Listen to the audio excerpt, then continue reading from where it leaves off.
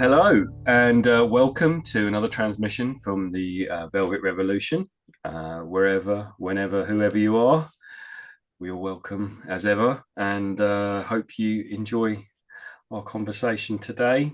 I know it's a tough world out there, and I hope you find what you need. And thank you for choosing us. My name is Ben Rice, and I'm joined as ever by Mr. Dave Noble. How you doing, Dave? I'm good. I'm feeling a lot better now. I'm back in the cockpit. Yeah. Um, yes, I've just saying to you, wasn't I, that it's just abnormal to, when if it's not broke, don't fix it. Hmm. One of them. Where, it's just like, to give you an example, I used to live, my old, one of the properties that I used to inhabit was a little bungalow. And it had like olive green, when you got like a statement wall. Hmm. Is that what they call it? Yeah. An X Statement like an wall. X wall type of yeah. Yeah, and it had sort of like this cream, off-white, I don't know what you call it, what color, vanilla color. Um, Two of the walls were that, and then there was two walls olive, and it was some red brick where the fireplace was. It looked really nice. It looked really great actually, perfect. But I started to contemplate, like, oh, I just feel like I need to go duck egg color. Right, okay. I mean, that was sort of the official color scheme that someone's mentioned. And so I went and got duck egg paint, whitewashed the green, olive green, and Hmm. then went over in the duck egg. And then I thought, ah, this doesn't quite look right. So I went all in and did everything duck green, duck egg green. And then I was sitting there one evening, the evening that it was all done, and I just thought, this ain't right. This ain't right. This this isn't right. So I then proceeded to return to get a load of I had to whitewash it all again, quite a few layers because it was a darker tone, Uh-huh. and revert back to the exact same color scheme. But what I got from that little exercise was that it's okay to do that. And I think that's a metaphor. It's like Okay. sometimes we just want to change olive to duck egg green or whatever Yeah. duck egg is. Duck egg Yeah. blue, is it? Or green? Sometimes we want to make that little change. We get a little bit. I'm saying we because I think that's pretty fair to say we all can do this, right? Hmm. I'm gonna do that. And or I can just feel like I need to make a little bit of a change. But it's not until we do it that we realise actually everything's just great as it is. And that's okay, and then we can revert back. That's all right. I don't think that's a bad thing. I don't think it is, as long as you're not like doing something really drastic. Like, I don't know, let me think of an example. Can you think of an example of that? Like, I'm not sure I like two limbs, my two arms. I just feel like I want one arm. Yeah. Not That's pretty sure. drastic. Yeah, I'm not sure that would work, but that's not a Or a, good that's not a good or, example. or a skull face tattoo. I know someone that had a scalp skull tattoo recently. Yeah. Um Felix his name is. He's a tattooist. And I saw him doing it. It's when I What had to my himself? it's when I had my consultation for my back that I Hmm. did. And he was in with this dude. They'd all been to a tattoo convention. Now, anyone that's not familiar with the world of tattooing and tattoo conventions, they're pretty wild. Hmm. And well, they can be. There's a little element of, it's that sort of counterculture thing, isn't it? It is, isn't it? Right. Yeah. And I was up in the studio just on the day, just by chance. There was like this guy, Felix, and there's a bunch of them in there. They'd just been to a convention, got back, and they had no sleep. He'd had no sleep, and he's having his scalp tattooed. Hmm. I mean, I know for one, anyone listening, anyone that's had tattooed, the most important thing you need to do, other than have a full stomach. Some people might say not have a full stomach, but I think, yeah, fuel up. Definitely need sleep. You can't be fatigued. You need every single ounce of energy and strength you've got to get through a tattoo. And he hadn't had no sleep, and he's having his scalp tattooed. And the guy that was doing it had had no sleep. And it was just like, this is proper like punk shit going on, man. And I watched it. I watched the sort of tail end of them finishing off the skull. It was a skull, a full scalp. And he had obviously skin. He had to bick his hair to do it. He's growing his hair back. And I feel like I don't know why, whether there was a moment of madness. Felix, was you a bit mad? Was there a lapse of judgment? I don't know. But he had it done, and now he's grown it back. He's quite a young dude, like early 30s. So at some point in his life, he's going to have a realization. I'm not sure if he's checked his family gene pool to whether he's going to have a full scalp of hair throughout the whole of his life. But if he does go thin on top, he's got a, you know, welcome back that scalp tattoo, whether he likes it or not. I'm not sure what that's going to look like when you're a spindly older elder, Mm. um, sort of like shuffling around with a scalp skull on. It's Yeah, quite, yeah. it's quite a bold statement, isn't it? It's a really bold statement. I mean, that's what I was because there was it was. I remember watching a Jerry Springer. Um, it might not have been a Jerry. It was definitely it was an English one. Was Jerry Springer? Did he do British people as well? Was it all American?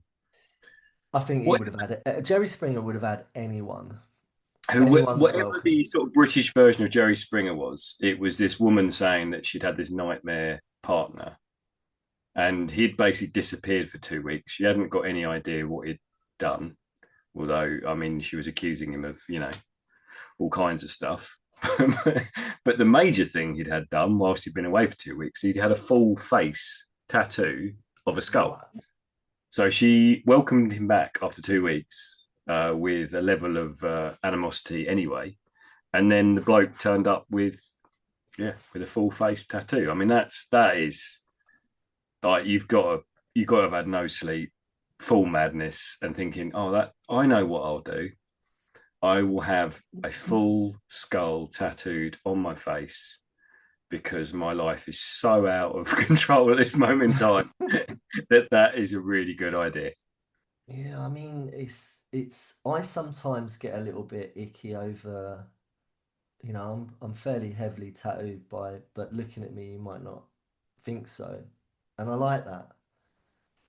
I've not gone for the teardrop eye, the little cross on the side of my temple.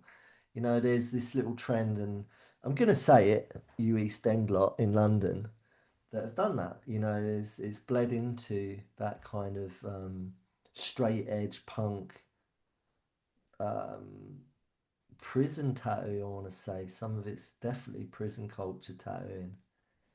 Mm. That's got into the streets of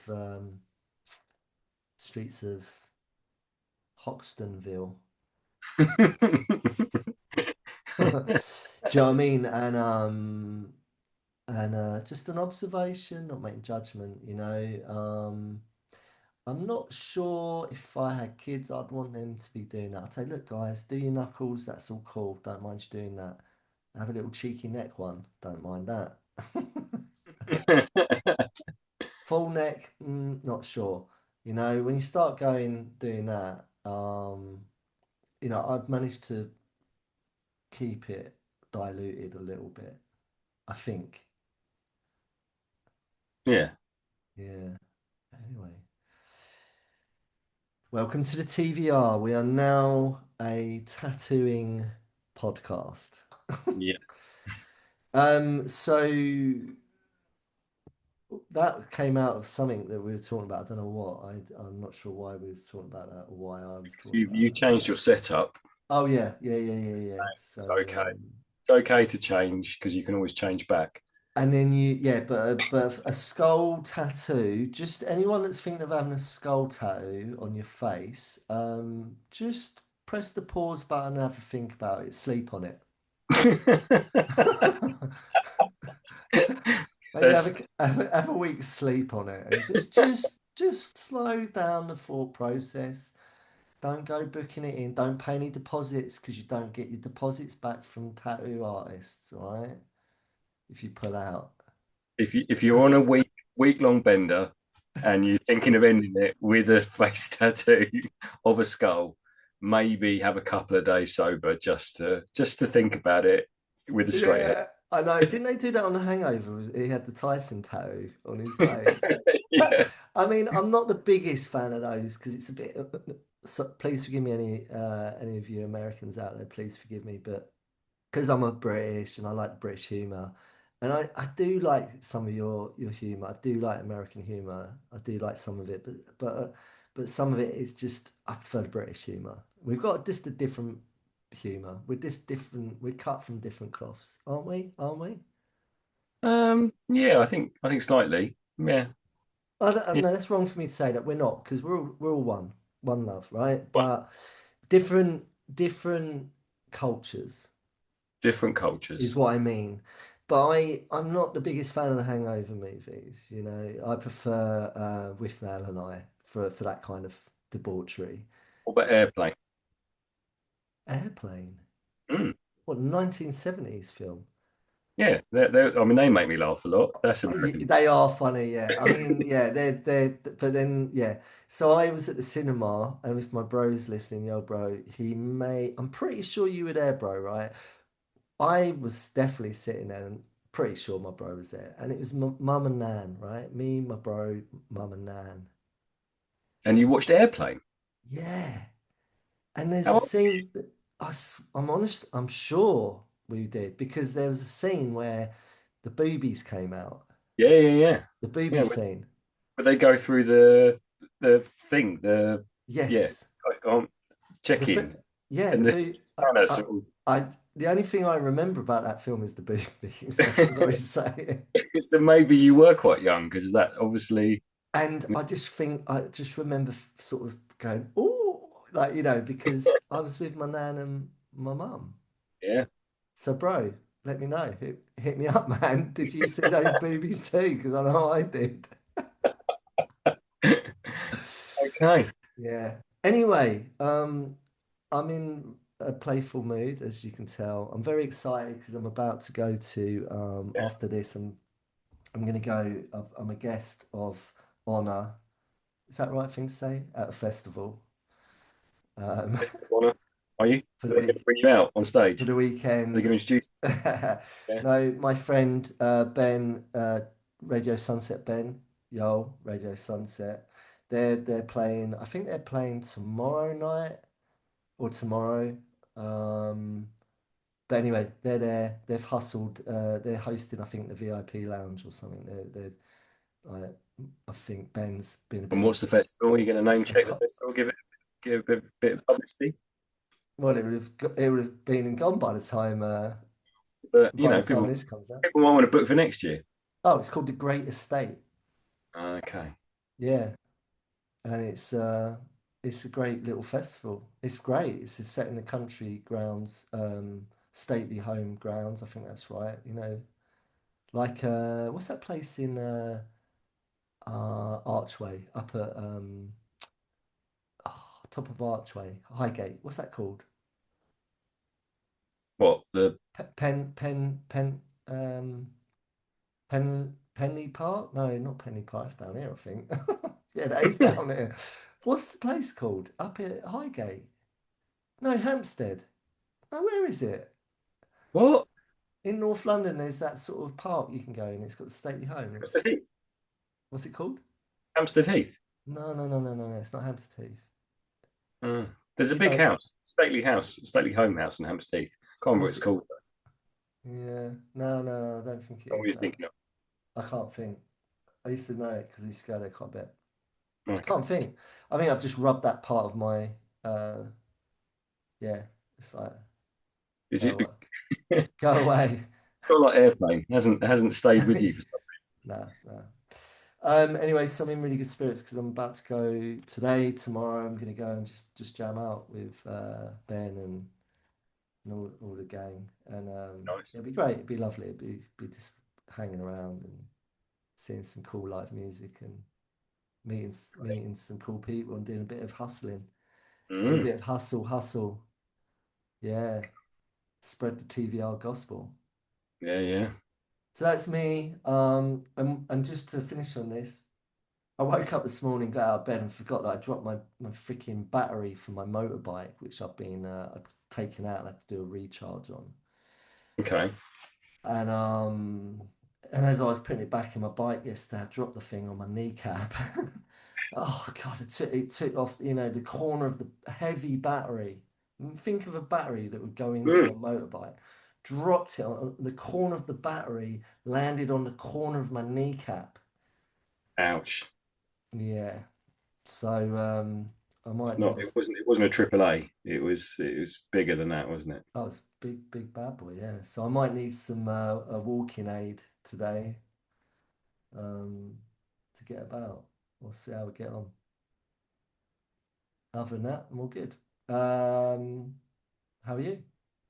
Yeah, yeah. I'm good. I'm good. I've had a restorative week of no work and just doing a bit of cleaning, bit of sorting, bit of life admin. It's been good. I went to see who did I go and see? I went to see on Wednesday night. I went to see a band called Brown Spirits. Brown Spirit. They're an Australian band.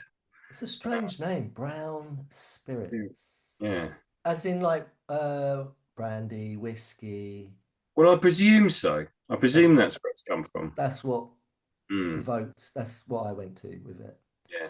Brown Spirits. And they were supported by a band called Barbican Estate, who were two Japanese. The guitarist and the bass player were Japanese, and there was a drummer. I don't know what his nationality was. And they were just, it was all sort of psyche, proggy, jazzy, krautrocky. It was good. It's really good, really good gig, and it was in a tiny little room in East London, tiny little bar, and yeah, it was really good. So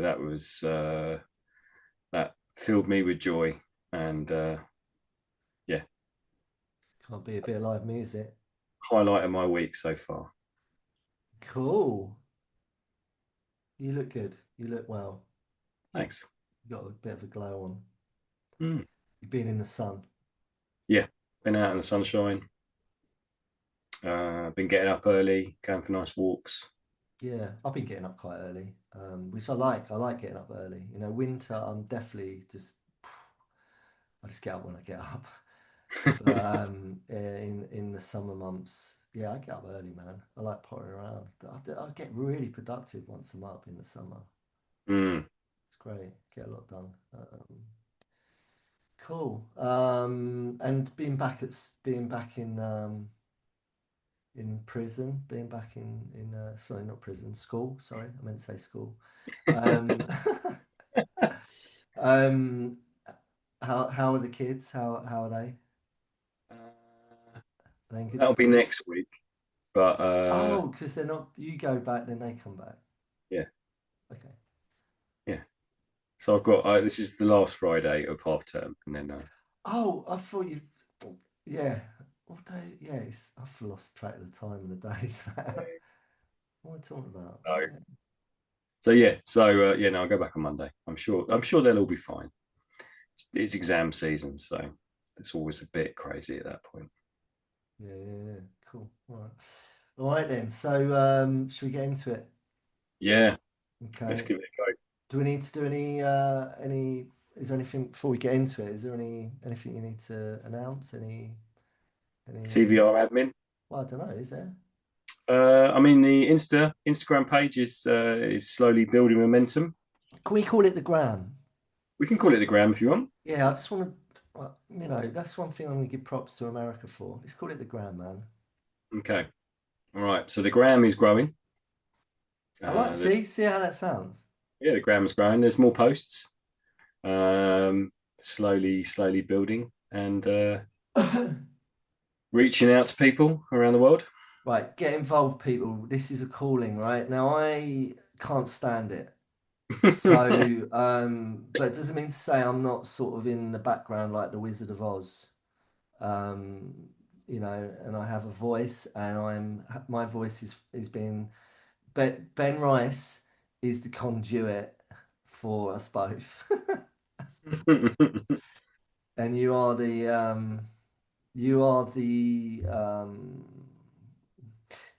you're you are the I'm trying to think of the right term here, man. You are the um you are the, Better be good after all this thinking. you are the John Lennon Ah, okay, of the TVR, as in like everything else sort of goes through that. okay. That makes sense. Is that What? And is you're the that Paul good? McCartney. Is that Are you making the sweet sort of harmony? Can we reverse it? You're Paul McCartney and I'm John Lennon. I don't want to be Paul McCartney. I'll be George Harrison. Be George Harrison, right? Actually, I'll be Ringo. Yeah, Yeah, yeah. I like Ringo. I think Ringo's the he was the solid, coolest. solid backbeat. I think he was the coolest, man. You really think so? Yeah, he was just doing his little thing in the back, man. He always you watch footage of them performing their performances. Just watch Yeah, Ringo. Do you ever watch Ringo when they're performing? yeah, yeah. I do actually. He's having the most fun, Yeah, I think. yeah. He's just lapping it up, and I think he was the um biggest player out of all of them. Ringo, if I can get this message to you somehow, if someone knows Ringo, just hit him up and ask him. I want an answer. I think he was the biggest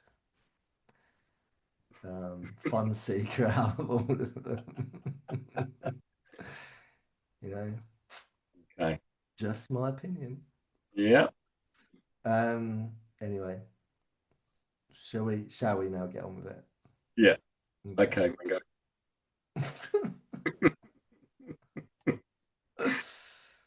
So if we're getting on with it, we're on episode 57 and we're on the letter E. Are you really like, because, let's fast forward to maybe 2 years, right?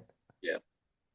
Or maybe longer than that, but when we're in the thousands, right, which is going to be quite a few years ahead, um, are you going to be saying this every time? Like, well, so we're on episode 1462. Yes. Okay. Okay. Yes. I'm Dedication. going to keep account of how many episodes we've done. Fair play. Dedication. Right. Sorry, continue. Yeah. It's so it's episode 57 and it's the letter E and it's my turn to pick, I believe. Because we E for Ethel. E for Do you Ethel. remember Ethel from EastEnders? Yeah, with the dog, little Willie. Yeah. Whatever happened to her? She just died. I think she was quite elderly. I Yeah. think she Like killed off or actually dead. I think she might have just passed away in real life and they had to make it happen in Right. the show. Write it in sort of Mm, thing. Bit like in the movies when one of the actors, same thing, isn't it? yeah. Ethel. Rest in peace, Ethel. Right, okay. What's the dog called? Little Willie. Oh yeah, because she used to. Can you do a little impression of that? No, I can't. Absolutely not. Because I can hear her. Yeah. Well, do you do the impression then? Oh, my little Willie. It was Yeah, kind of like that's that, wasn't it? yeah, Where's my little Willie gone? yeah. Do you think Did do anyone you think see my little Willie? do you think they wrote it in as some sort of like, comedy to the Shakespearean drama that was EastEnders of all the tragedy that was happening? They thought we'll have this little comedy line If everyone's too down, then Ethel comes in and says, "Have you Yeah, seen my Willie?" yeah. I think it's one of them. It's a bit of a carry on move Mm. because I've always I don't watch EastEnders. I haven't watched it for years, but I remember I religiously used to watch EastEnders. I'd watch it. Was it Tuesdays and Thursdays or I something? think so. Yeah, I And think then you're right. There was an omnibus on Sunday, wasn't and there? I'd always watch it on the days it was on, and I'd watch the omnibus, even though I've watched it already. I just was, and it was the same with most things like Home and Away, Neighbours, all the classics, right? Didn't do Corrie, didn't do Emmerdale, although I think I got converted by probably some girlfriend along the way, or their mum, or their own version of Aunt Ethel. Aunt Ethel? Ethel. But um, where's we going with that? I don't know where you were going with that. I don't- I don't know. you were disappearing off down. You were talking about your Um, love of soaps. Have you watched? Have you seen the Kylie documentary yet on Netflix? I've not got Netflix, but I want to watch it. Okay. I need to watch There's a that. three-part documentary on Kylie, I and bet that's I've only crazy. watched the first part at the moment, but it's talking about the neighbours, Yeah. the explosion that was the neighbours Oh. phenomenon. Right, someone we both know, and I'm not going to say who it is because I'm not, Okay. but someone I know really well, and you know them, right? They Hmm. became really close with Danny. I mean, her sister, yeah. Yeah, yeah. I'll tell you off. I'll tell you off this. Okay. Still good, really good because she's a Okay. really nice person. She's a lovely person. They both are, from what my friend said. Mm. Okay. Anyway, let's get back to it. So Ethel, E for Ethel. E for That's So where I this am now all going to started. look at the words that begin with E on our human encyclopedia. Okay. Okay. So we've got enthusiasm, escapism, egotistical. Ooh. We've got empathy and enable, both red lined because we did that And with. And if you haven't already listened to them and you've only just joined the TVR and it's a revelation to you, like, oh wow, this is oh okay, this is what the TVR is. If you're probably not quite sure what it is yet, but go and continue to listening to this one, obviously. And if you like what you hear, you can subscribe. I had to force that out, and you can also hit the other buttons which do some things as well. I think you can like, share, and you can make a comment if you feel you want to. Yeah. Um, If you're a and big fan uh, of the letter E, and you can then share empathy and enable are out there already. Go and and you check them out. and you can share this shit. All right, let's get involved and fucking sort your shit out and share it. Yeah. Okay, Johnny Rotten. Uh, so then we've got evasive, Can you envy. just to interrupt, right? I have to deliver that with a snarl. Like I have to forcefully say it. So I'm doing it in a demeanor that is kind of a little bit aggressive Yeah, because it's with venom. It's begrudgingly so that I have to say it. you're dragging yourself into the modern forum that is the digital world. No, I'm not actually. I'm not going into it. You're not. They're just words. You're, Paying lip service, mate. you're standing on the precipice of the digital world, I'm not. shouting into the void. I'm not going there. It ain't happening. Okay, I watched, just quickly, I'm sorry you're going trying to get through these, but let me just say something. Right? I need to get this off my chest. okay.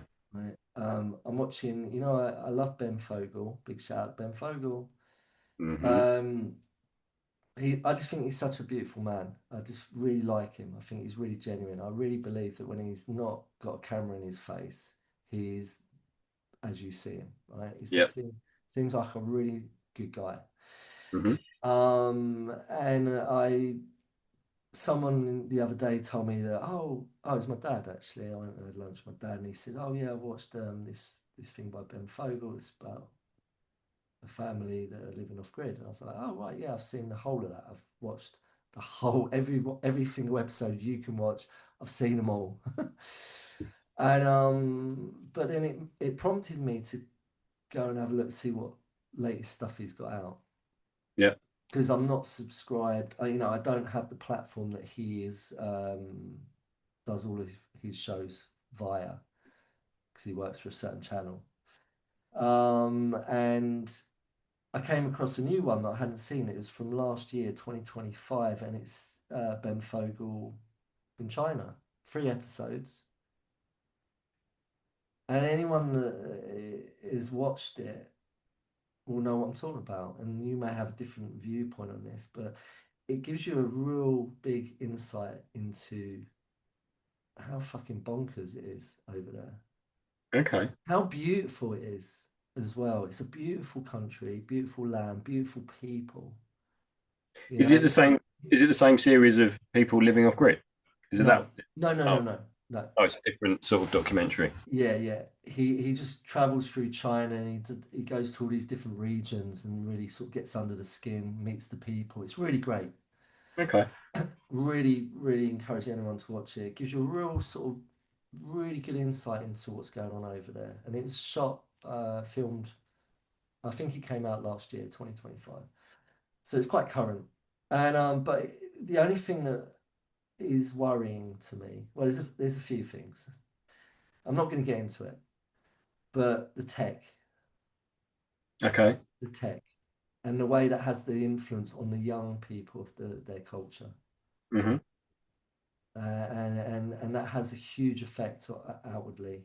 It has a ripple effect, and also their influence on media.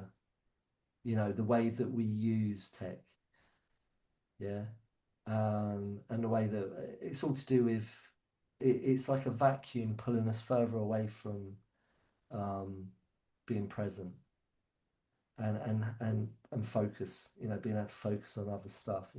It's like it's all consuming, Okay. and that's the only gripe I got about it is what's going on there. But it's not, it's not just them, it's everywhere, right? It's not just on them, it's everywhere. Yeah. But other than that, beautiful, beautiful place, beautiful people, beautiful cultures, traditions, but questionable a lot of stuff, like, but that's the same everywhere. But Daoism, it covers Daoism, the spiritual principles of Daoism, which is how to be more in line with humanity, nature, and spirituality, Mm. and a yin yang balance. And they had a lot going on about that. So anyway, that's off my chest now. So continue. Ease. Oh, thanks. Thanks for that.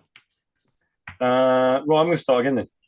Right, we've got enthusiasm, escapism, egotistical, empathy and enable, which you've already checked out, evasive, envy, erratic, elated, exaggerate, excessive, embarrassed, elusive, expectations, euphoric, and Oh, esteem. esteem. Did you say Esteem. esteem? Esteem. Yeah. Euphoric and esteem. That's Mm. not a lot. It's not a lot. What about extraordinarily exceptional? Yeah, we haven't got extraordinary on there or exceptional. Um, you can put them on if you want. Um, I'm going to go for euphoric. Oof. Why? Why am I going for euphoric? Because I like the word, I'm gonna make a grab for the big book of words. and I if we are using uh, if we're using the idea that subliminally, have I said that right? That we pick a word that somehow fits with where we're at this moment. I would say that I am slightly euphoric Oh, in you, in are you? Yes, I am. You sound surprised. I'd say there was a level of euphoria in terms of yeah, just in a good place at the moment, and it's been a positive time. So capture the Eureka. So, eureka. sorry, continue what you're saying. I interrupt you. So yeah, I think that's why I've picked Euphoria. Is like let's go with the good times. Where when you hit a space where you feel good, then yeah, Eureka. okay. So that's what I say to You've that. just found in the dictionary. So that's what I say to what you just said, Eureka. Yeah, Because I opened the page to try and find Euphoric, and I just saw Eureka. Eureka just jumped out. A cry of joy or satisfaction when you find or discover something. I mean Eureka's not on that list of E's either. I mean you've Well, already knocked out another two that we haven't put on there. well, I so think you've discovered another three episodes. yeah, maybe, but I'd say Eureka to what Eureka, Mr. Ice. Yeah, So let's go up a little bit, and sitting just up there is Euphoria, okay, nice. which is feeling of great happiness. Yeah, See, I don't think that does it justice. Sorry, bloody big book of words, but you ain't doing this word justice by selling that. It's underselling it. yeah. Feeling of great happiness. Oh, how are you feeling? I've just found the youth, the eternal fountain of youth, and I found the life hack.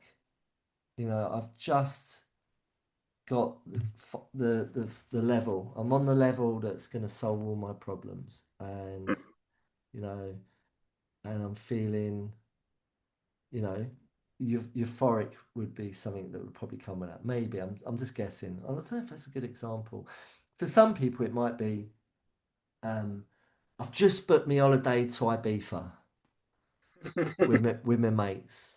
Right, Mm. fair play. Some people they're like, yes, I'm going to Zante, I'm going to Zakynthos, or wherever they're going.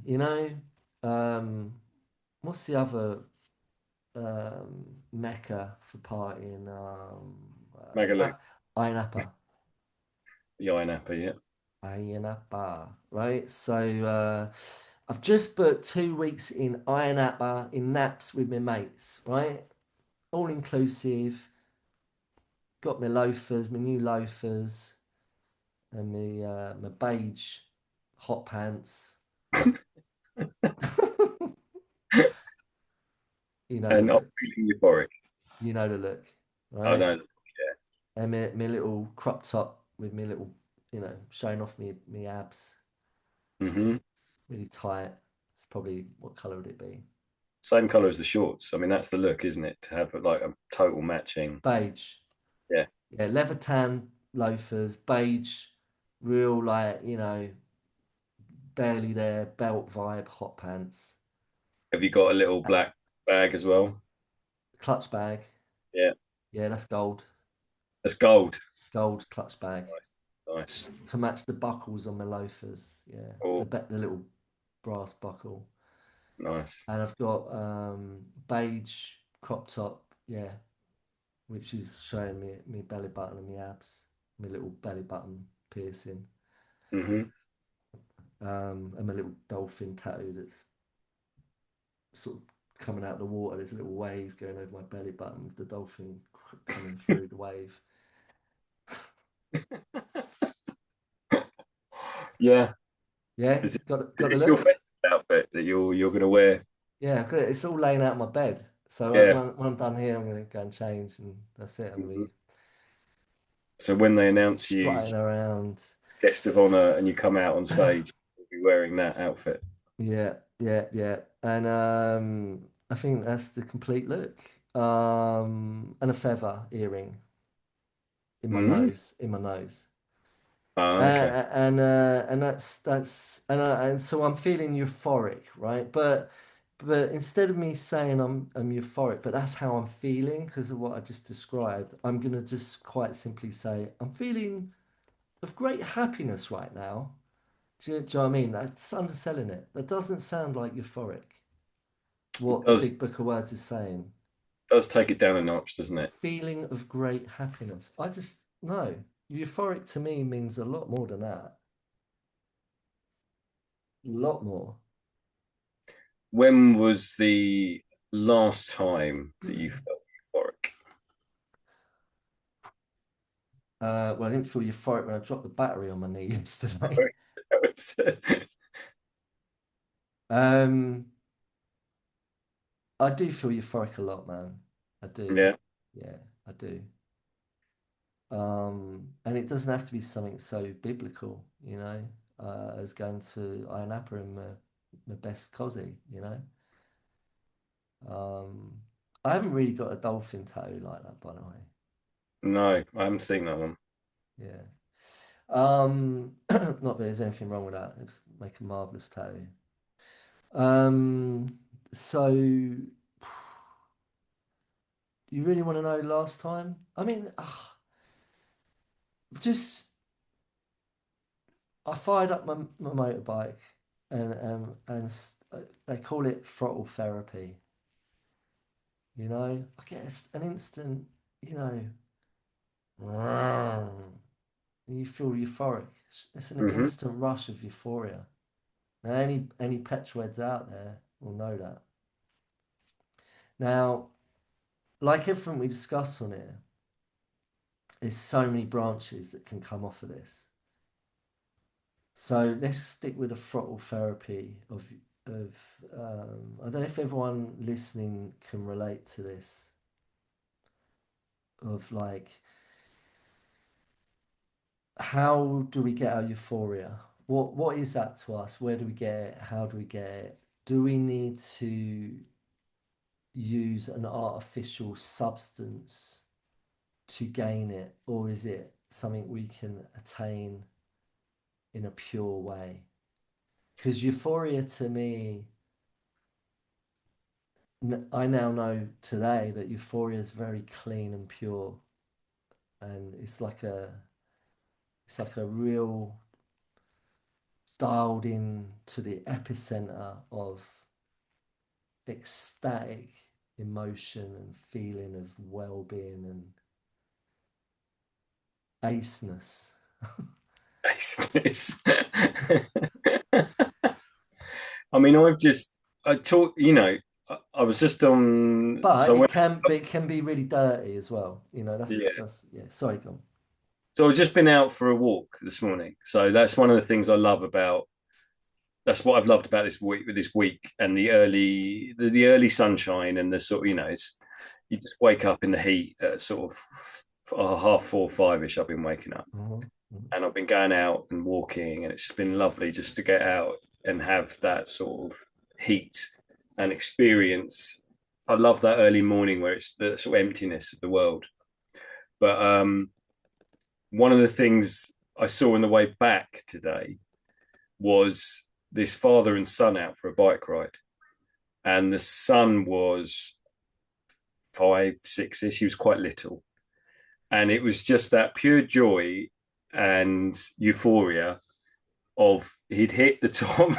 He'd obviously hit the top of this little bit of a hill, and he was just freewheeling down this hill. And as a 4 or 5 year old, there's nothing better than just that sort of adrenaline hit of speed, of not having to. You've done all that effort of cycling up to the top, and then there's just pure joy of just going. Just being able to just pick up a level of speed, and the joy on this kid's face as he was just going straight past me, and the dad looking a little bit proud of his son. It's not mildly horrified that he's going to come off and lose his kneecaps. No, no, he had his helmet on. He was all geared up. But yeah, I just there is that. There's something euphoria for me, like you said, the definition that you found is pretty bland Tame. and it's Yeah. tame, yeah. And there's like a for me, there's a sense of like that real joy, that real rush of happiness that Euphoria actually represents for me. And that unbridled, untainted joy that you had as a kid when things just were great. Yeah. You know, when you had the new Star Wars figure, or you had the experience of just freewheeling down a really big hill, or roll. Like, I used to love rolling down a hill, when you used to go inside and just roll because you could. And those sort of things you do as a child, where it's just fun, and Mhm. it's just joy, and that's Euphoria to me. And I think we sort of, as we get older, we get a bit tainted, and there is a little bit of struggling to find that joy and happiness, and quite often we reach out for external factors to find it, and then it's never quite the same. It's synthetic, Yeah. synthetic stimulants. Mm. So my mind, please forgive me, went straight to. I say this to, and I have to be careful what I say, but I say this sometimes to the young mavericks, right? Because they're young dudes, right? And they're old enough and ugly enough to have the conversations that we have, and they're very honest and very safe and um, very nurturing. It's a very beautiful space that I'm proud that I hold for people, right? And and but I always, because you got to make it fun for them, and Hmm. a lot of them are young. We're talking maybe teens, going into early manhood, 20s and upwards. And of course, I work with people a lot older, and I mean, the eldest dude I was working, engaging with was, I remember he was 79, I think, or 78. Right. And I was helping him. Um, I won't go into it because it's not appropriate, but I was just helping him with some stuff Hmm. um, that he was struggling with. Anyway, the reason I'm saying this and telling this yarn is because for me, I have to. You got to make it engaging. You've got to capture people's imagination. For someone to really, for me to really follow a certain path, it's got to be engaging. You've got to capture my imagination. If you don't do that, I'm just not gonna want to walk down that path. Yeah, it's like a garden path. Why am I going to walk down that garden path? Hmm. If you're at crossroads and you've got two roads, which one are you going to take? Which one looks the most inviting, right? And so anyway, part of the way I do that is I have to be quite creative, and I have to be quite,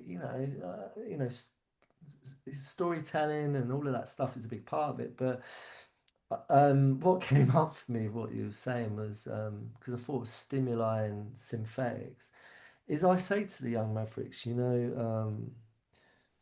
how are you getting?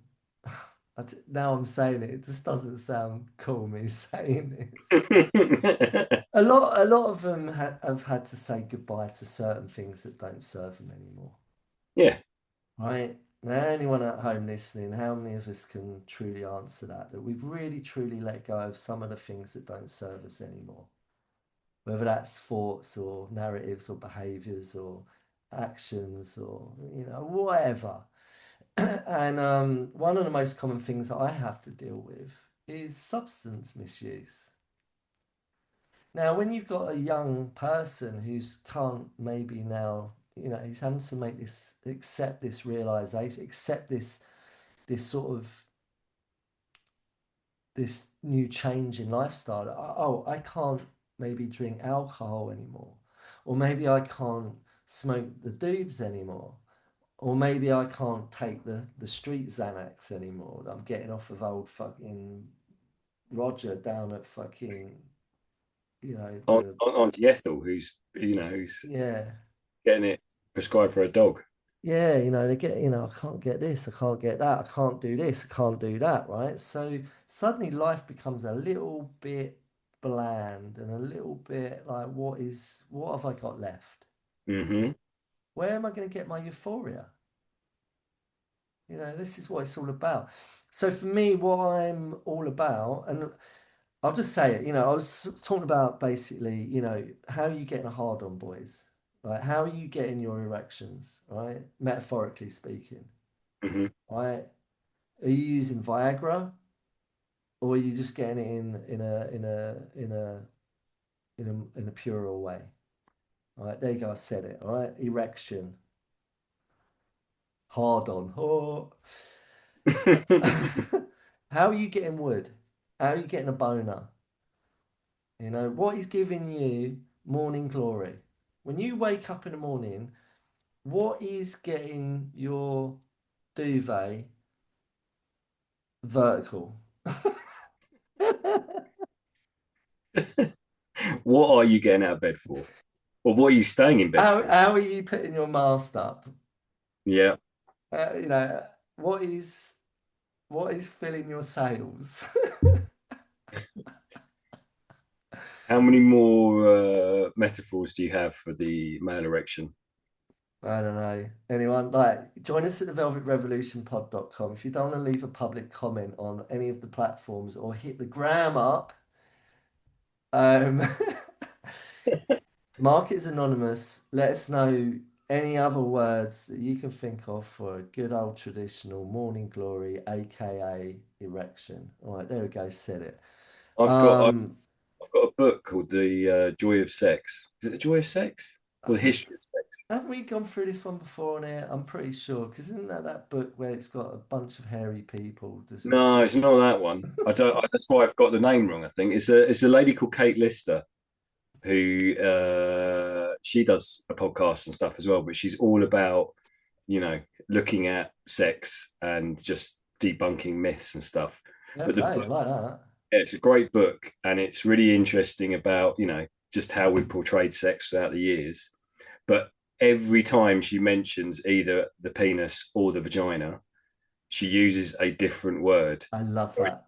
And so the whole book is just littered with different uh, things that the female and male genitalia have been called over the years. I bet that's got quite a few uh, different words for wood.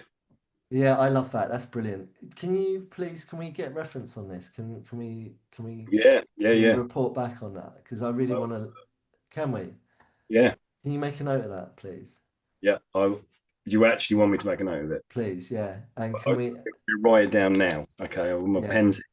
yeah, please do. And can we compile and report back? And I don't give a fuck if no one's interested. I want to do it for pure fun of just doing it anyway. Okay, so anyway, look, so let me continue what my point was.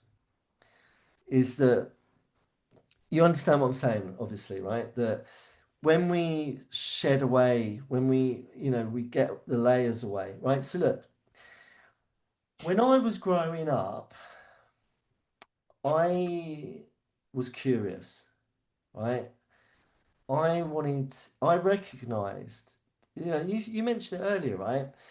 Now, that, I think I said it on the last recording that we did on the last episode, which was for, what did we do last episode? Destruction. And I was talking about the fire within Mm, and how we translate that. Does that burning fire within us, does that turn into animosity and resentment? And, does it become toxic and twisted and tangled? Or do we channel it and express ourselves and process that fire and transcend it into, like, we was using the running with the volcanic eruption yeah, analogy, yeah, yeah. right? Of like just spewing your lava bleh, all over the place and having a big orgasmic volcanic eruption. Hmm. And I feel like this is very similar on what we're touching on is, but instead of in the context of how it can be destructive, because we was covering destruction, and how Mm. it can lay dormant if we don't express it. You know, it can really be our detriment and others to others' detriment. And it's the same with here with this is what we're saying. I feel like if we're not tapping into euphoric, you know, which is something that's innate in us, we need to be expressing and exploring and feeling and living, embodying the full range of what's on offer here. Mm. And euphoric's part of that. Maybe destruction's at one end and euphoric's at the other. I don't know. But we need to be, we need to know what all of them are. No, we don't need to just focus on all the good stuff and want to feel euphoric all the time because that's not reality. Unless you're just high on freaking ease all the time,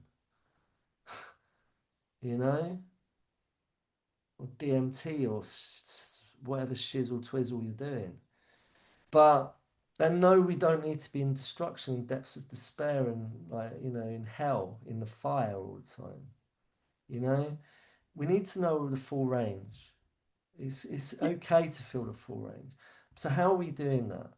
But what I was getting at is that with the young people that I engage with and collaborate with, where they're at in their journey, you know, I was there too in my journey. You know, I, from a young age, was curious and we experiment in ways to do exactly what I'm saying. You know, we're exploring this full range of emotions and thoughts and feelings and, you know, especially as a young man. And for any ladies out there, you've got your own version of this. You know, for us young boys, and I can only talk for myself as a young boy, I'm like, you know, I've got these feelings that I'm having, and I've got these thoughts that I'm having, and I'm like, what do I do with this? What do I do with this? Where am I gonna where am I gonna express this? How do I express what I'm feeling and thinking? So I go on this quest to do that. Now, maybe I got some of it right, but I know I got a lot of it wrong. And for me, Euphoria came with, I found Euphoria when I used to do blast big airs out of the freaking Cloverleaf Bowl at Stevenage Skate Park. Yeah. I don't know if that might not be correct, the big air out of the Cloverleaf. But you know what I mean, you know, more likely to be on a on a vert ramp. But but you get the idea, you know, if you was a BMXer, you would have got Euphoria from just, you know, tearing around the estate on your BMX, you know, or going into the woods and climbing the tree with your mates and then building a camp and a fire and like, you know, fucking euphoria, man. Mm. And then that would end up going around the back of the garages with a canister of gas, getting off your fucking noodle and gas, you know, and that would be euphoric. Well, actually, it wasn't. It wasn't euphoric at all. So anyone that's thinking of doing that, don't. Or no, actually, I'm not saying don't do it because you need to have your own journey, but you make your own mind up, be discerning. But for me, I did a lot of things which I thought maybe the euphoria came with the excitement of exploring it, and maybe some of that was being on the edge and being naughty, Mm. risk taking, you know, experimentation, risk taking, bit of the sense of danger and getting caught, whatever. There was some euphoria with that, Yeah, yeah. but so I don't know if I'm making sense, and I don't know if I'm going off all over the place. But my point is that I feel like in this life, it's really important to understand and know what euphoria is, good and bad, like everything. I don't know if that's wise me saying that or not, but it makes sense to me saying that. Yeah, I mean, I think for me, what's coming up is this sense of um, we chase euphoria, we chase these highs. Um, you know, we go from simple things from childhood of racing around on our bikes and climbing trees and making camps and whatever we did, to, as we get into our teens, we start to experiment and try riskier things and sort of living on the edge of stuff, as you talked about. And every time we're sort of chasing this sensation that feels better and better. And there's always a point where actually that whatever you're doing isn't enough. It's like, right, we need to do the next thing. We need to do the next thing. And what I find really interesting about what you're saying is anybody that has any sort of addictive personality is chasing a sensation, a euphoric feeling that it's always a little bit elusive. It's always like, oh, where's that gone? I need to do the next thing to get to that point. I always have to try and feel euphoric. It's become that's the sensation I'm chasing. Whereas, there is a yin and yang to life. To feel good, you've also got to feel bad at points. To feel happy, you've also got to appreciate there's sadness. There's a balance to the universe. And we get to a point where, or I've got to a point where I've taken everything away. I've stripped it back and back and back. And as a 49-year-old bloke, it's okay. I'm working through that of, the past couple of years has been like, right, I've taken everything back and I've got to a point now where it feels like I'm living in a monastery. And but it's also where is that euphoria? Where is those happiness? And where do I find that? Because it can be quite lonely. It can feel quite desolate. It can feel like, right, I've stripped everything away now. Where is the good stuff? Where's the things that are going to make me feel good about my life? And who are the people that I can connect with that aren't just doing the same old stuff, that aren't just chasing the highs in the same way that I used to? And I think that's a really interesting place to be.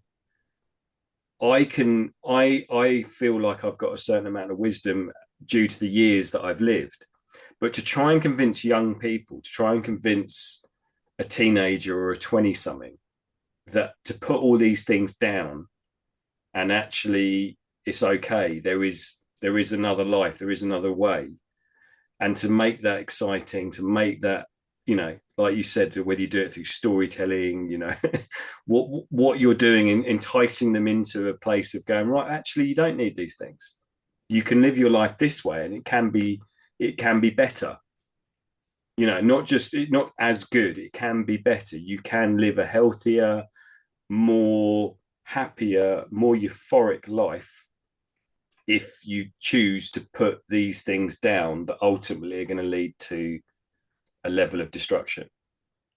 And it's a really difficult conversation to have with anybody at any age.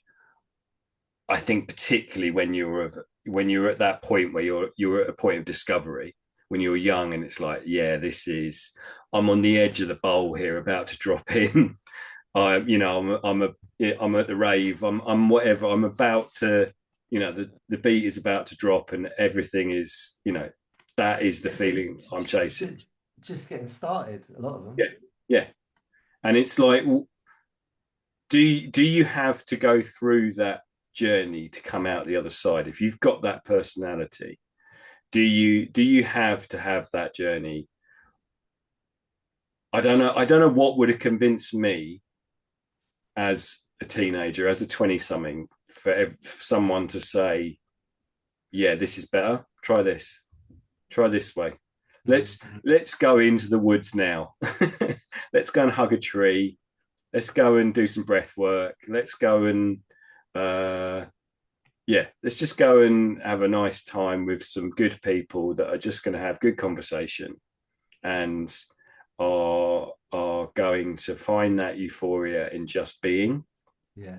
It's a really difficult, I think it's a difficult sell for anybody of any age, but in particular when you're young. when you're on the precipice. So yeah, you're absolutely right. And in the young bucks that I engage with, the key to it is plugging them into like-minded people. That's the key.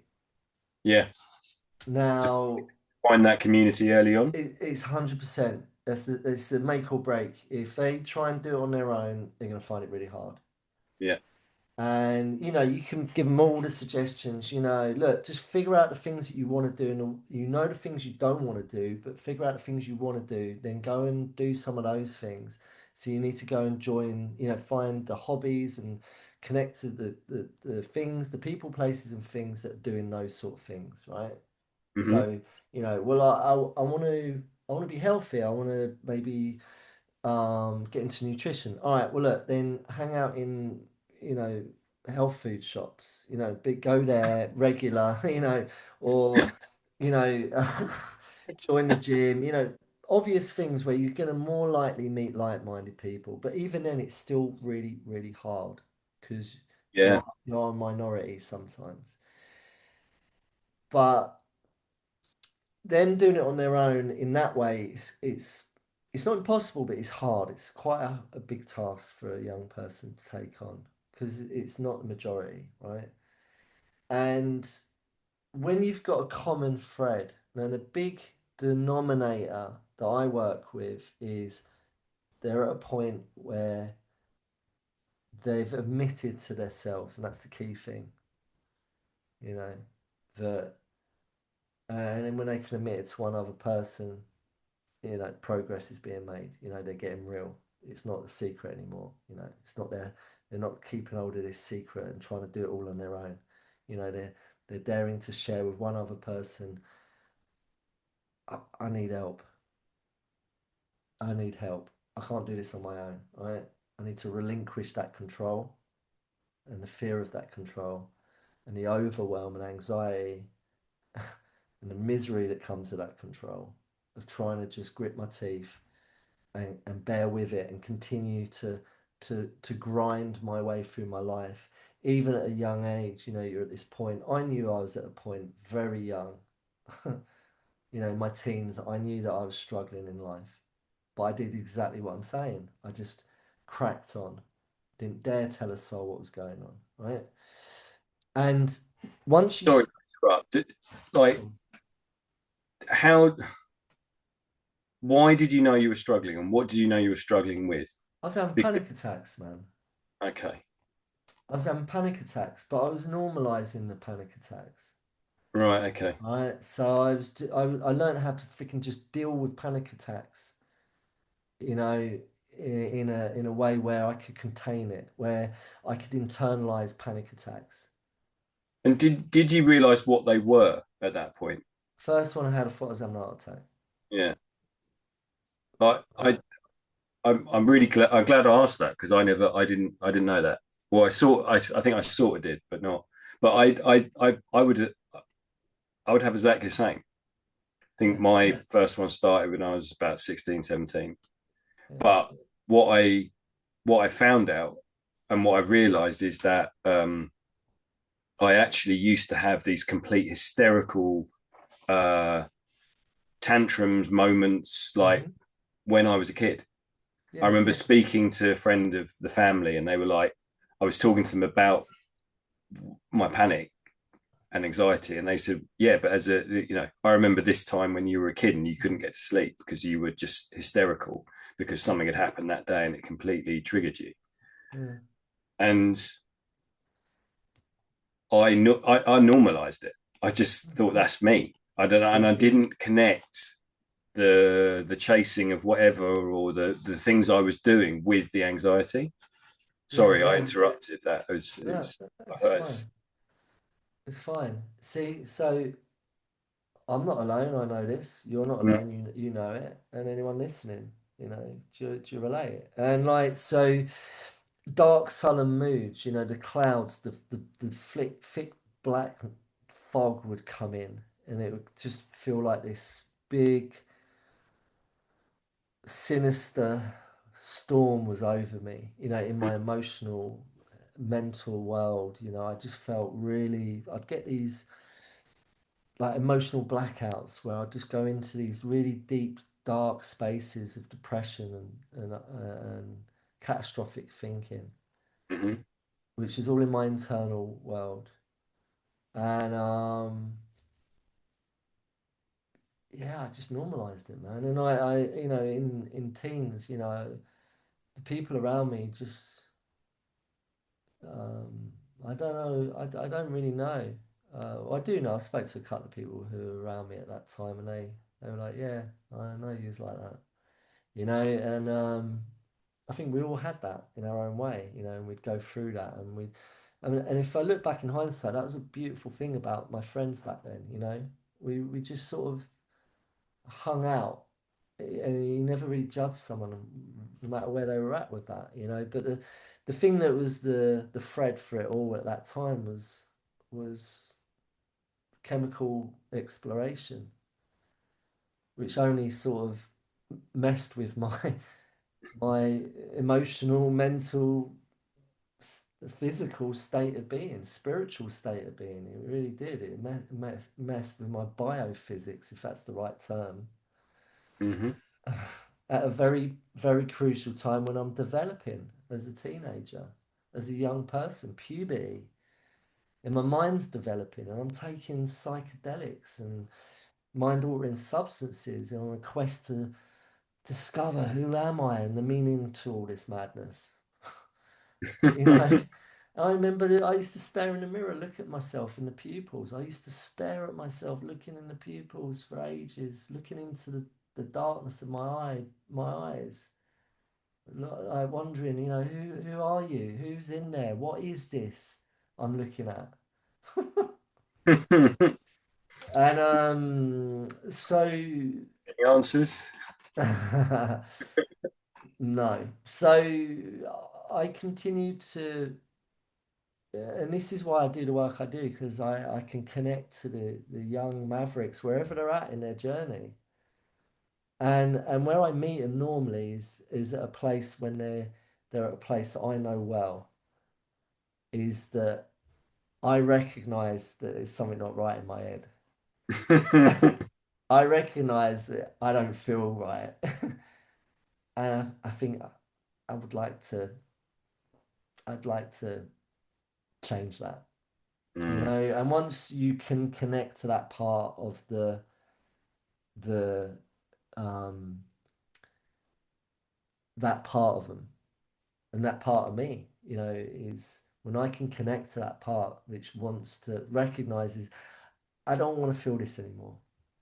I don't want to just continue to medicate on the problem because the medication maybe was once the solution. It's now not the solution. It's far from the solution. I know that. I can see it's not. And for anyone listening, you know, we could be still smoking cigarettes in our 50s or 60s or 40s or 30s or whatever, or you're still, you know, waking up every morning with a massive stonking fucking morning glory and having to do like 5 fucking yanks before you get out of bed every morning, or and what I mean by 5 yanks is not five um, mini yanks. I mean monumental yanks in their own throughout the day. So you got Yeah. 5 separate. You know what I mean? Do I explain that Thanks right? for clarifying that. I mean, Yeah. I was just, I was just gonna let it go, but thanks. No, Just, no, it's important. I'm clear on that because otherwise it's yeah. like, well, hang on. Anyone listening, I'm like, hang on, I do that though. I have five really subtle yanks every morning. Just have a little fight, you know, slow, gentle, lazy. I wouldn't call it a yank though. I'd call it a rub, like five. You know, I don't do any more than five. And so that's okay. I'm not knocking that. It's okay to wake up and slowly come into consciousness with a slow, gentle, you know, soothing. Um, um, so what? Move on. there's Move on. there's a fine line between that and doing the gorilla five furious gorilla um like um things every day. You know what I'm saying? It's like that. And whether you're that doing that, you're that person, and it could be you ladies, it doesn't have to be just us guys, right? Or it's I'm having five Monster or any other energy drink. Sorry, Monster. Don't know what I'm saying. Sorry. Five energy, big freaking cans of energy drinks, five, and you recognize, geez, I feel really jittery and I can't sleep and I need this stuff in the morning. I need one straight away to function. Hmm. Maybe you're that person and you're listening, you're going, yeah, I recognize, I'm at that point where I recognize that I need to get my euphoria, because this is what you're looking for anyway, is coping. If you're just scraping by in life, right? If you're just scraping by in life, hanging on to it, doing things that, are just like not really enhancing or fueling or adding to a sense of pure euphoria, that, as the book says, a feeling of great happiness, you know, then are you going to address it? Are you going to take accountability and step up and start to own it and change it? Or do you just not give a fuck? You can't, I don't give a fuck. I'm just going to crack on. This is my lot. I can't change it anyway, so what's the point? And life's shit, and I don't feel great about myself, or my life's not that exciting, so I might as well just anesthetize myself on whatever way you're doing to escape and distract from the monotony of not feeling euphoric. Because when you feel a true sense of euphoria in your life, and you can sense it from the little subtle nuances in life, like just you're waking up and me seeing Rupert on the bench outside looking at me, and he gives me a little hello, Dave, in the morning, which is what I hear when he meows. That's what I hear in my head is hello, Dave. All right, buddy, come and see me. All right, and I open the door, and he automatically does a little roll over on the floor and wants me to give him a little tickle. All right, that brings me joy. That makes me feel euphoric. I feel euphoric by that. Hmm. Wow, beautiful. That's what I'm all about. I used to get that from a tablet. I used to have to try and get that from a tablet. I get that from Rupert, you know? There's something about the euphoria we chase when we aren't fully in control, when we aren't fully aware of how we're feeling and what we're doing, where it's like a plastic happiness. It's like a fake euphoria. It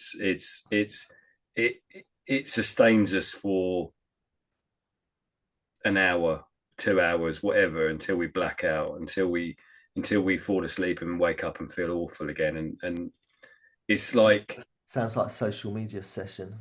so it's just it's a chasing of something that isn't real. And there's something about cultivating euphoric feelings in a more natural way that feels more sustainable, that feels like we can get to a place where this is the simpler things like scratching your cat's belly in the morning, or going for a beautiful walk in the sunshine, or it feels much more genuine. And that's not about judgment. If you want to take tablets to find your happiness, then do it. Again, it's your journey, but it's just how long that can last. And with any drug induced happiness, you're only going to have to take more and more more to find the same level of happiness. Side effects as well. Yeah, yeah. All the So side effects, man. it's if Euphoria is something. Although the Book of Words gave it a very banal definition, there is something to be said about a very simple happiness, a very simple process to living that then means euphoria, I think, is more easily achieved and more sustainable. Yeah, It's yeah, like the simple things in life make you feel good. yeah, yeah, yeah, yeah. Yeah. So I feel like going back to Ben Fogle, Yeah. and I've got the last episode to watch later on if I'm back from the festival in time. Um, it explores city life Hmm. and humanity in within that, and maybe lack of nature within it as well. Okay.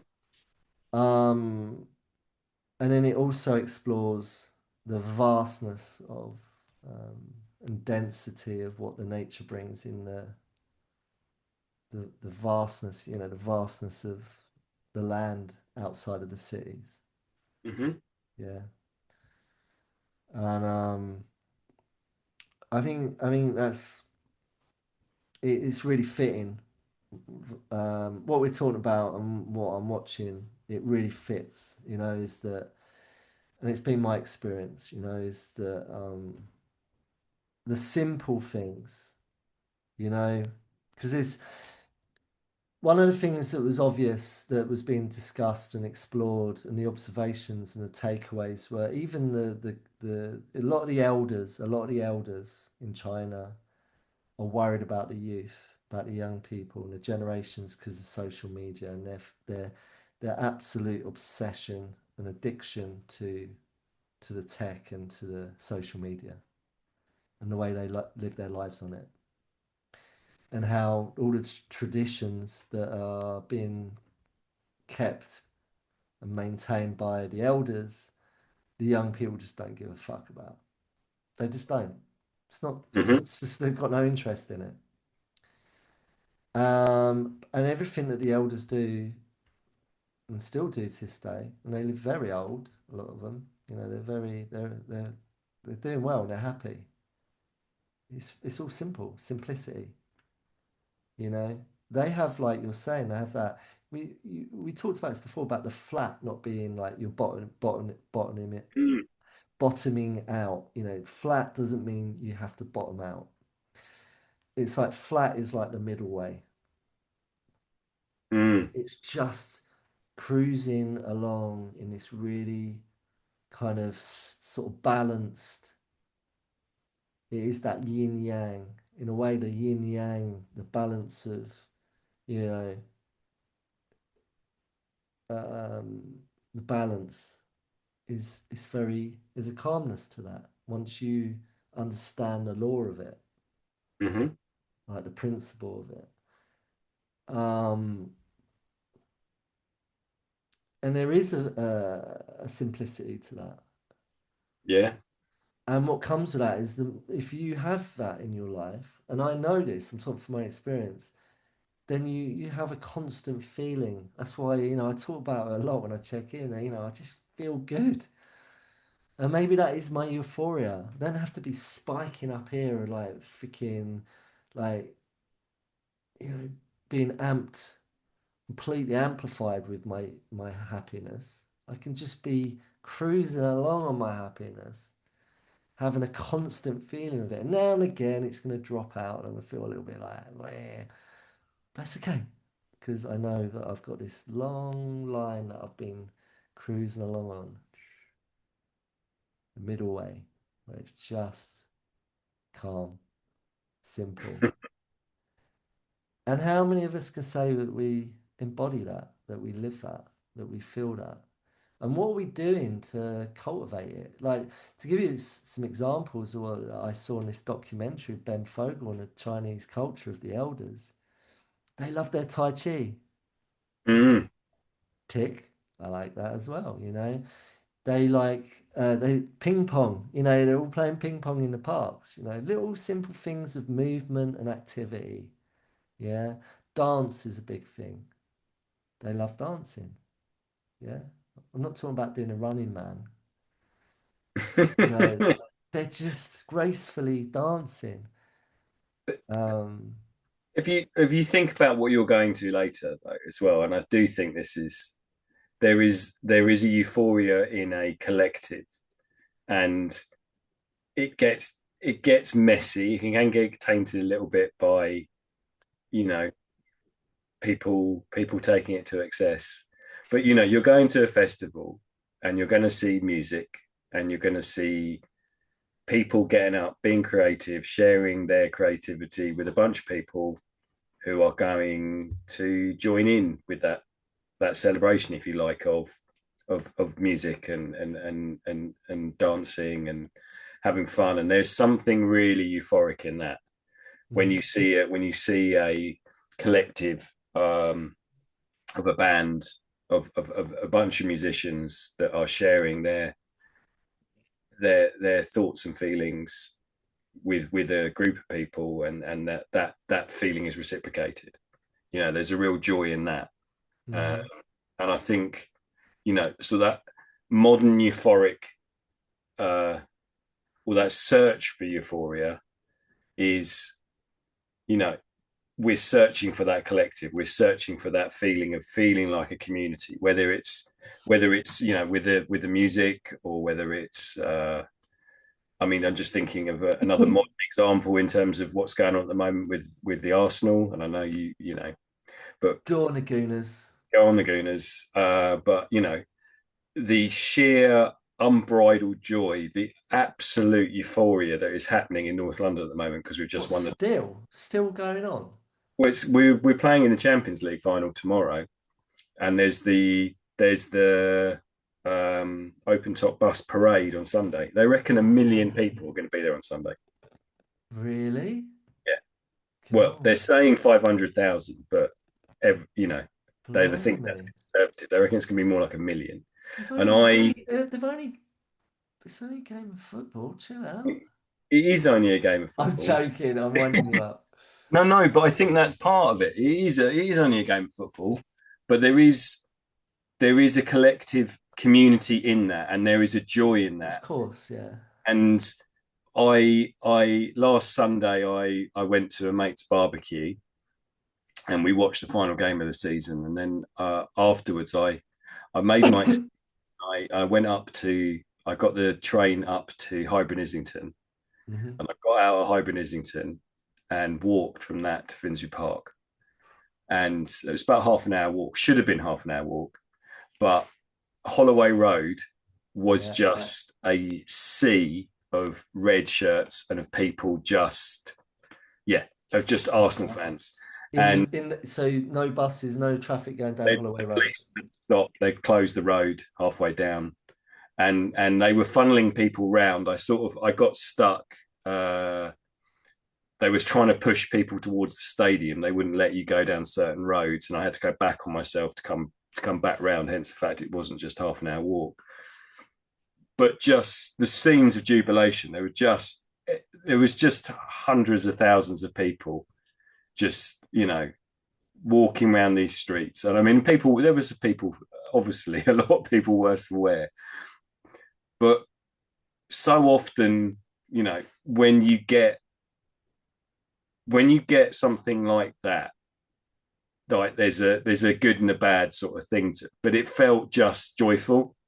Like no one was like, no one was in that sort of state of mind where the alcohol had got too much, or they got to a point where they were just like angry and thuggish.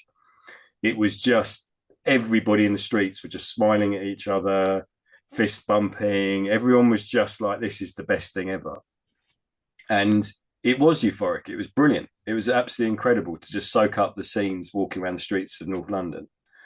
And whether you like football or not, it was an incredible. It was like a carnival. It was like a carnival atmosphere, and it wasn't.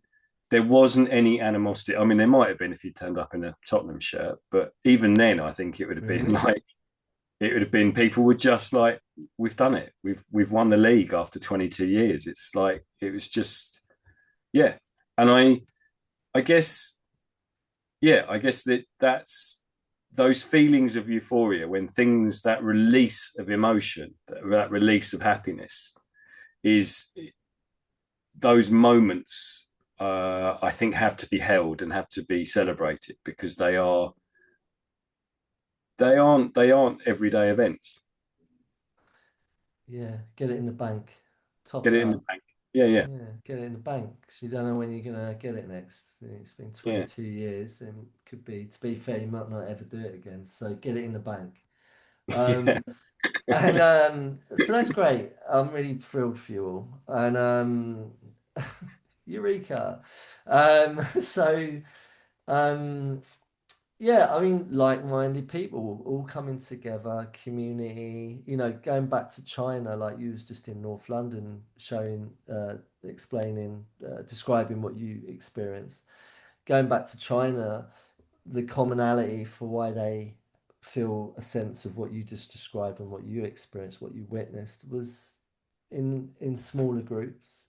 But it Hmm. was it was still the group, the we coming Yeah, together, like minds, celebrating community, shared experience, common goals.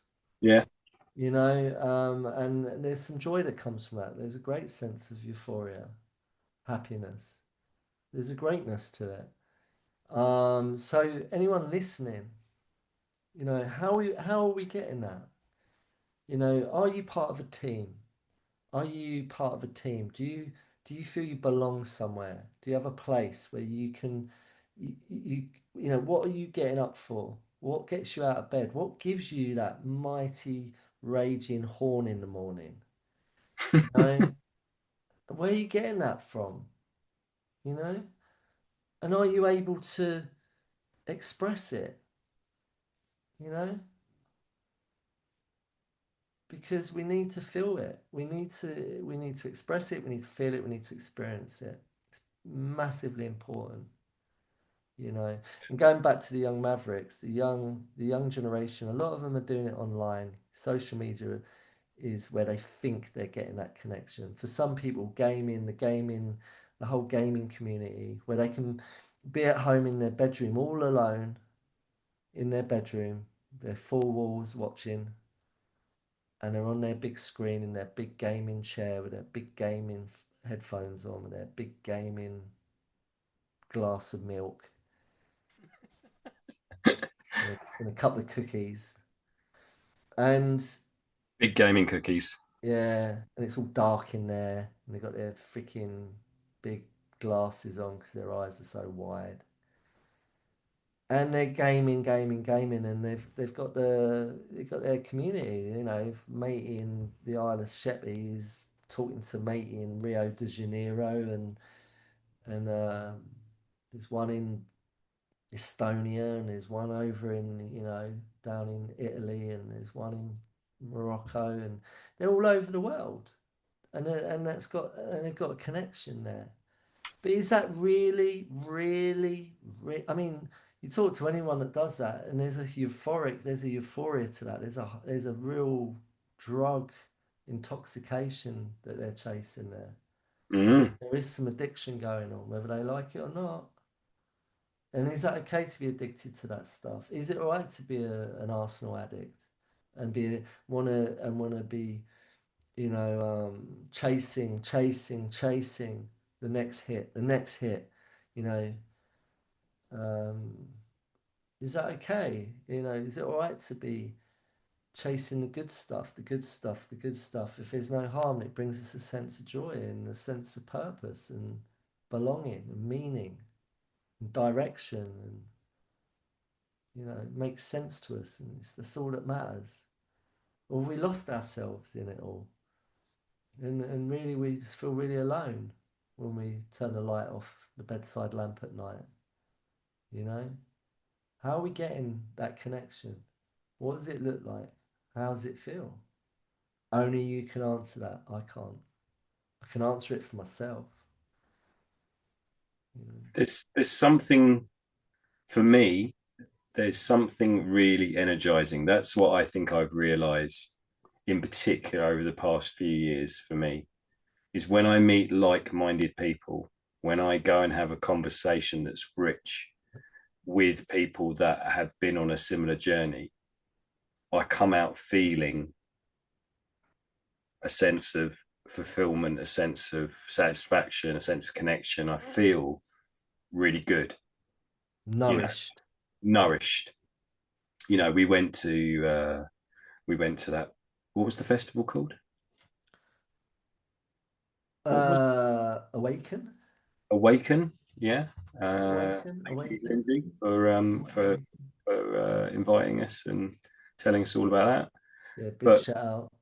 But yeah, it was. But that was a really lovely experience because we met lots of really lovely, interesting people From who Essex. from Essex and from Hartford, uh, who were who were just who were just good people. And to sit there, stand there for however many hours we spent at that on that day,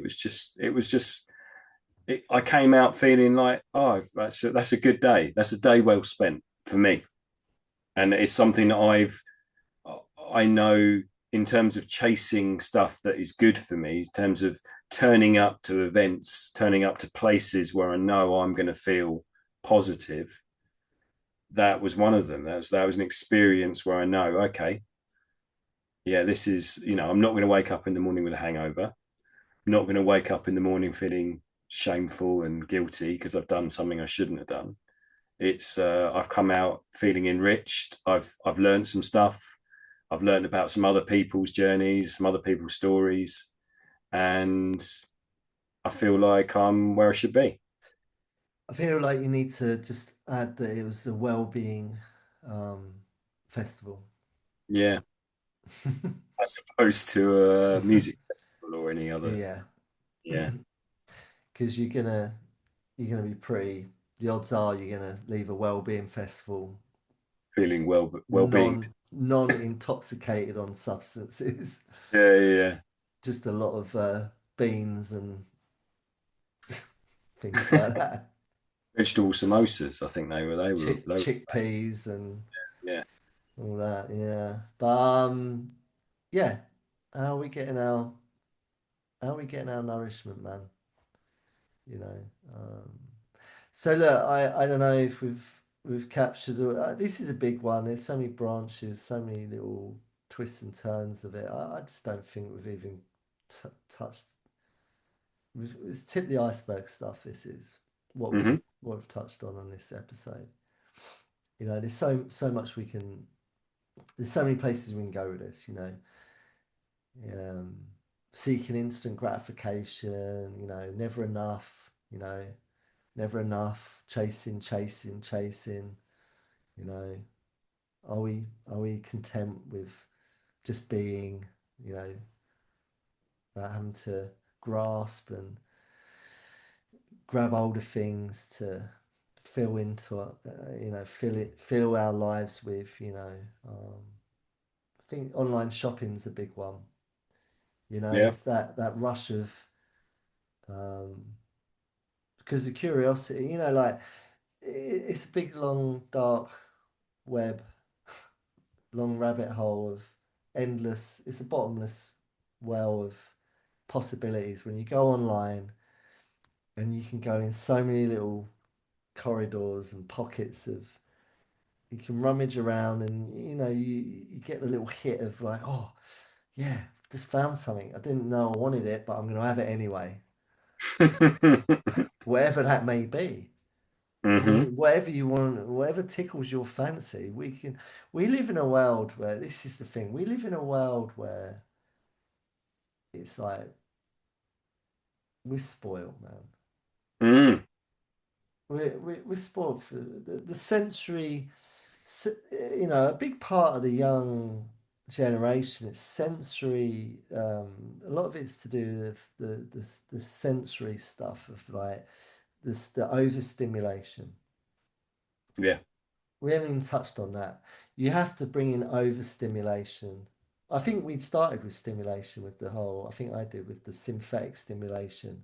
Yeah. I So sort of, this, I think we should end it on this. Is like yeah.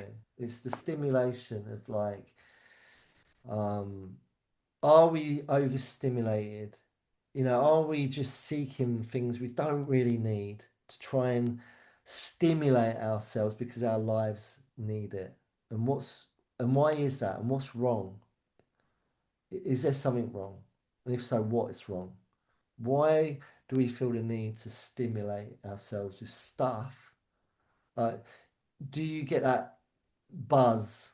I know I can get it when I've just gone, oh, I've got that thing, I'm getting it, and then it arrives, and then after about a week, you forget you've got it, and you move on to the next thing. And for some people, it's not even a week; it's like every day they're doing that. Hmm. And for some people, it's every moment. And Yeah. that's like, that social media when people are just constantly online, constantly seeking that adrenaline buzz, the endorphin kick, the dopamine rush, you know, buzz, buzz, buzz, buzz, buzz. I need the buzz. Where am I getting my buzz from? Are we just buzz addicts? Are we buzz fiends? Just completely lost, intoxicated in a world of fabrication and synthetic stimulation. Do we really need all of that, or could we just turn our backs on all that? Or not so much turn our backs on it, but just put it down. Because for me, I can get caught up in all that. But do you know Hmm. what? I've got into my little plants, my garden, my indoor shrubberies, my shrubs, my herbs, my tomatoes, and I've got my bike in the yard that I tinker on, and I go out diving, and I go on my little walks and my rambles, and I go swimming. Do you, It's do you think that would have been enough for you in your 20s, though? Do you think if you'd had that life in your 20s, you'd have gone, yeah, that's no, no, because I'd skateboarding, yeah. and that was my all and everything. And music was a big part of all of that as well. Music, art. I was an artist, creating, writing, not writing, but drawing, illustrating, painting. I was creative. I was an artist, always have been, always will be an artist in many ways. Creative. And I got a great sense of calm, and I was in the flow of it all, that calm, the great calm that comes with the flow state, Mm. you know. And for me, that is my euphoria, is being in flow state, whatever that may be. You can get that in any way. But do you think if we didn't know, like, this idea of, I'm guessing that I haven't seen the Ben Fogle thing, but when you live, I'm guessing rural China, there is a simplicity to life. You are Very much so. you Very are much so. getting up, you are growing the food, you you are cultivating the food, you are, what's it called, harvesting the food, and you're Yeah, cooking. yeah, You go back to sleep, and then you get up and you do it again. yeah, yeah, yeah. And there's, like, our modern lives now are so overstimulated, as you said. There's this instant gratification constantly. We are chasing this buzz, and we want more all the time. And yeah, I'm just wondering what it would have been for me in my 20s if someone had said to me, you can you can live in your own house, you can grow your own food, you can go and swim in the sea, and you can ride around a motorbike. Would that have been enough? Mm. And I don't know. I don't know. It's, I guess at that point you're chasing the possibility, you're chasing what could happen. And then we've maybe got to a point in life now where it's like it's probably not going to happen. I don't know. I don't know. It's a different stage of life where I'm like, okay, well, this is enough now. This is good. This is where I want to be. These are the things I need. These are the things that I want. these are the things that make me happy. I'm much more aware of that, and it is a much simpler way of living. I know the stuff that makes bad things happen, and I try to make sure I'm not doing those things.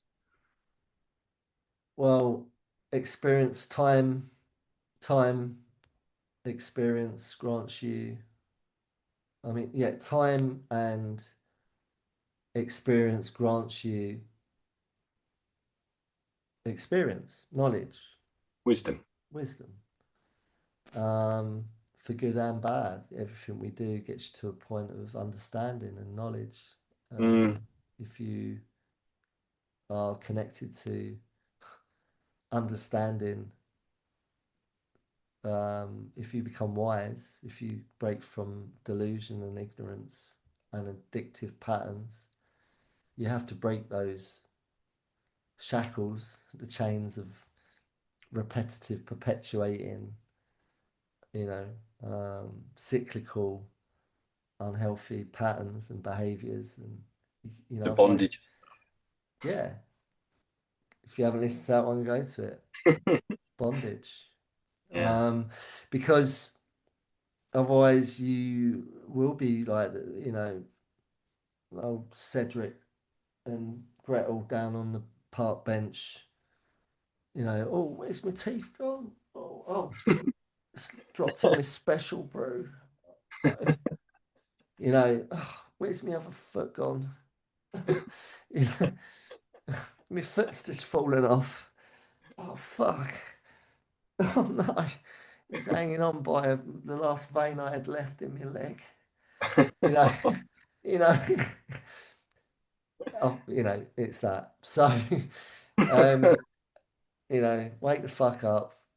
And for some people, that's their destiny not to do that.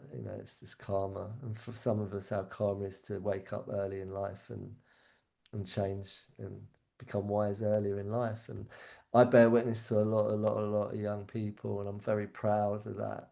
And I'm very honored to bear witness to so many young people. So it is possible. There's a lot of young people that can transcend behavior and mindset and attitudes to completely flip it and go in a different direction and live in a different way, which is a lot healthier. So it is possible. So yeah.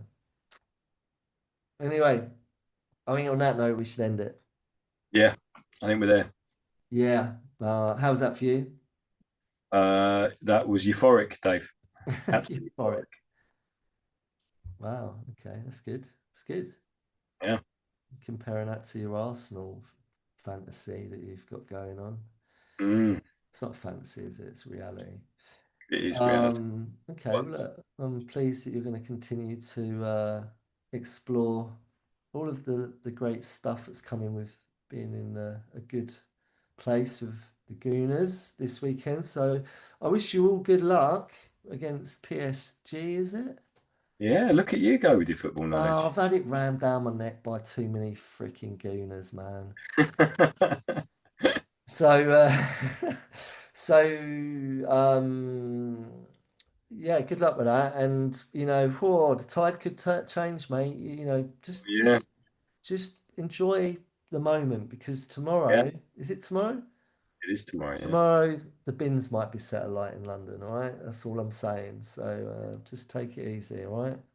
Yeah. All right. Are we okay? Do we need to say anything more? Should we just get the fuck out of here?